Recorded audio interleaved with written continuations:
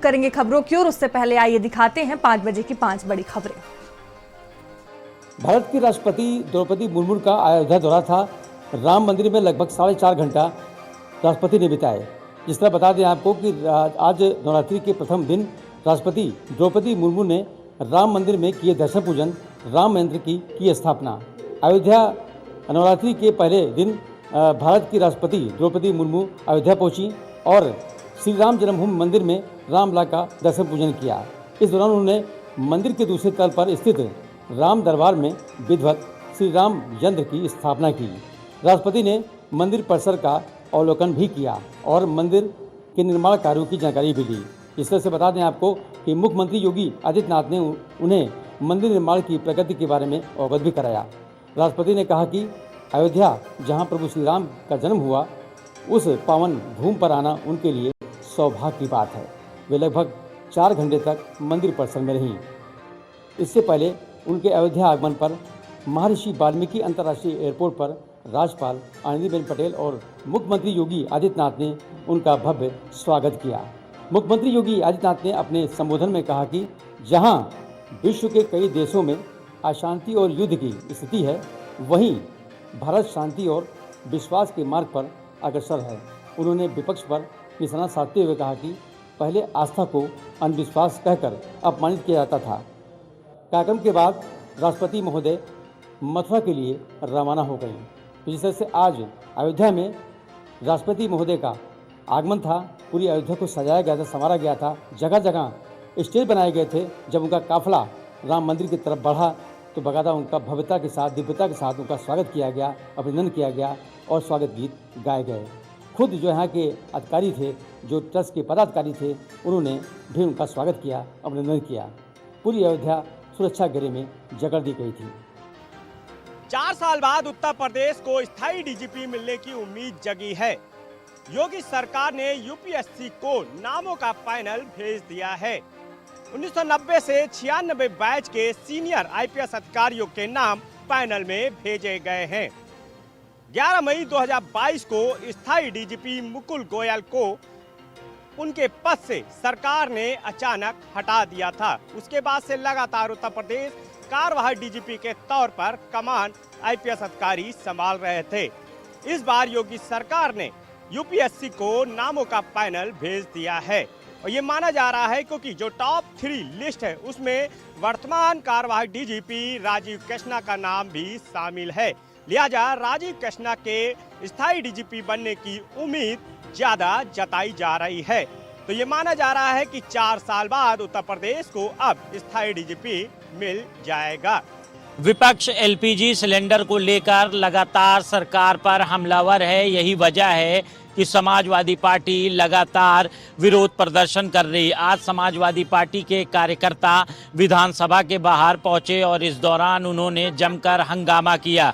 दरअसल जो लगातार गैस को लेकर किल्लत है, लंबी लंबी लाइनें लग रही हैं, उसको लेकर आज समाजवादी पार्टी के कार्यकर्ता विधानसभा के बाहर पहुंचे। इस दौरान उनके हाथ में गैस सिलेंडर का पोस्टर भी था। लगातार सपा हो या कांग्रेस हो या फिर अन्य विपक्षी पार्टियां, वो सरकार को एलपीजी सिलेंडर की कमी को लेकर घेर रहे हैं। विपक्ष का कहना है कि जिस तरह से लंबी लंबी लाइनें लग रही, लोग परेशान हो रहे हैं, सरकार इसका समाधान ढूंढे। दरअसल जिस तरह से इजराइल और ईरान के बीच लगातार युद्ध चल रहा है, उसके बीच जो एलपीजी गैस है वो कई देशों में पहुंच नहीं पा रही, जिसके चलते काफ़ी किल्लत का सामना करना पड़ रहा है। लखनऊ में जो तमाम गैस एजेंसीज़ हैं, वहाँ सुबह 4 बजे से ही लंबी लंबी लाइनें लग रही हैं। लोग अपना सिलेंडर लेने के लिए इंतज़ार कर रहे हैं। कई ऐसे लोग हैं जिन्होंने हफ्ते भर से बुकिंग की है, लेकिन उनकी बुकिंग कैंसिल हो गई है। अब इसी को मुद्दा बनाते हुए समाजवादी पार्टी ने आज जमकर विरोध प्रदर्शन किया। इस दौरान पुलिस से कार्यकर्ताओं की झड़प भी हुई। फिलहाल पुलिस ने सभी कार्यकर्ताओं को हिरासत में ले लिया है और अब जो विधानसभा के बाहर तमाम समाजवादी पार्टी के कार्यकर्ता थे वो हट चुके हैं।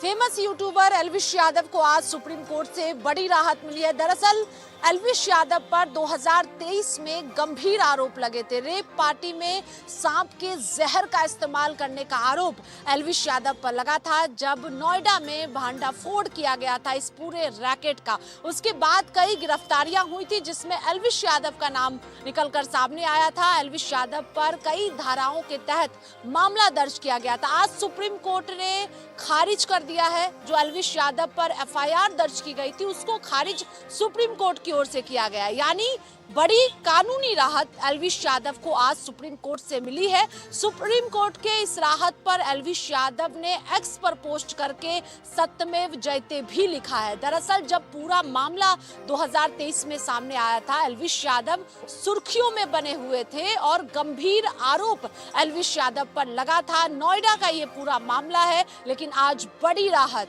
एल्विश यादव को सुप्रीम कोर्ट से मिली है।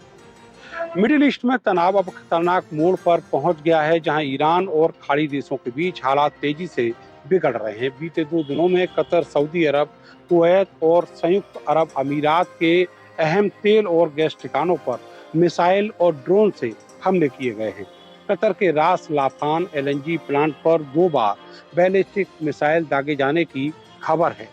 यहाँ पर भारी नुकसान हुआ है और उत्पादन प्रभावित होने की भी चर्चा है।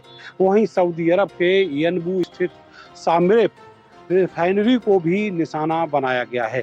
कुवैत के मीना अल अहमदी और मीना अब्दुल्ला रिफाइनरी में आग लगने की घटनाएं सामने आई हैं जिससे ऊर्जा ढांचे पर दबाव बढ़ गया है।